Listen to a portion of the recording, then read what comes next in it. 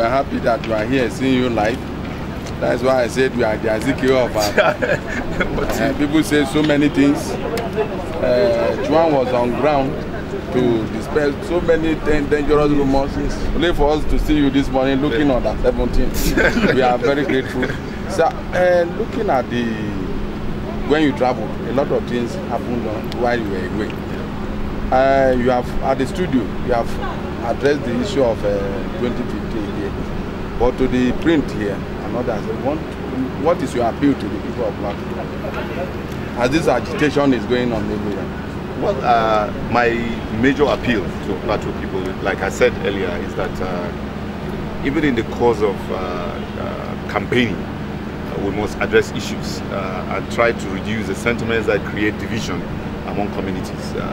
We have suffered so much as a state, and we cannot afford to push the clock backwards.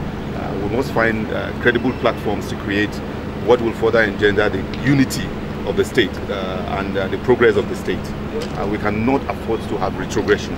And I am very much against retrogressive elements that always hammer on those things that divide us and seem to forget those things that have kept this state as a state and the legacies that we intend for our states to show for the rest of Nigeria.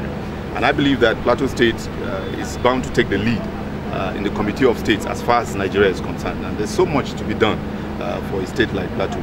I don't like the idea that in the course of campaigning, people assume that you don't even need each other. After all said and done, when people win elections, what then happens? Will people run away from the governance challenges of the state? Even though some people sometimes assume that the end justifies the means, please, the means must be handled in such a manner that the end will be for the general good. Okay, the Nigerians have this fear about 2015 elections, considering the present insecurity in the country. As a member of the Senate, does this fear, do you have this fear which Nigerians have? Well, it is legitimate to be afraid of the situation. I strongly believe that it is very legitimate that Nigerians are afraid, given the current happenings in the nation.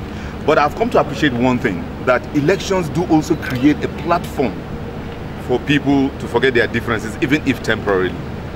It is very possible to conduct elections in a very peaceful atmosphere, in spite of the charged circumstance that we find on the ground.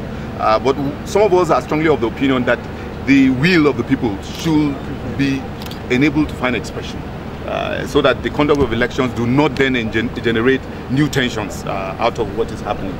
Unfortunately, however, it is because of the desperation for power, and people forget that leadership is durational. Whoever gets into the position of leadership of Nigeria today will be there for a period of time, which means that unless some people are afraid that they will soon expire and that they need to have power and have it now, otherwise Nigerians, everything should be destroyed. That's probably why some people do behave the way they do. But if you believe that if you are not in power today, that there are others who will also be there to be in power, then you must make contributions to the current situation on the ground to find solutions to the challenges and ensure that there is a nation that even people can aspire to govern in one form or the other. So okay, excuse sir, while you were away, there has been one issue that has been circulating in the states here, yes. And we feel you should know.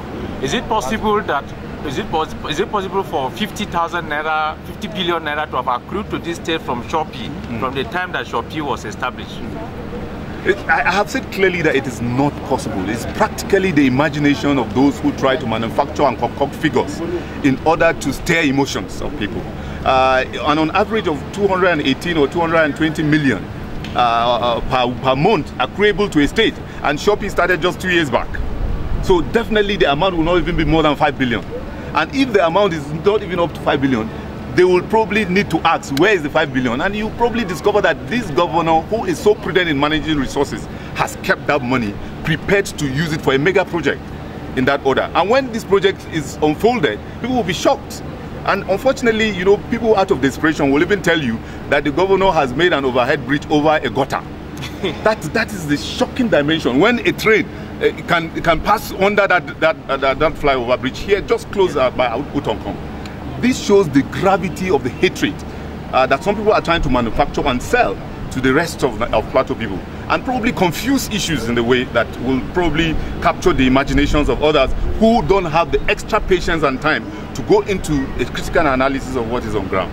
This is my worry. But of course, like I always say, lies can travel around the world while truth will be putting his boots to go after it.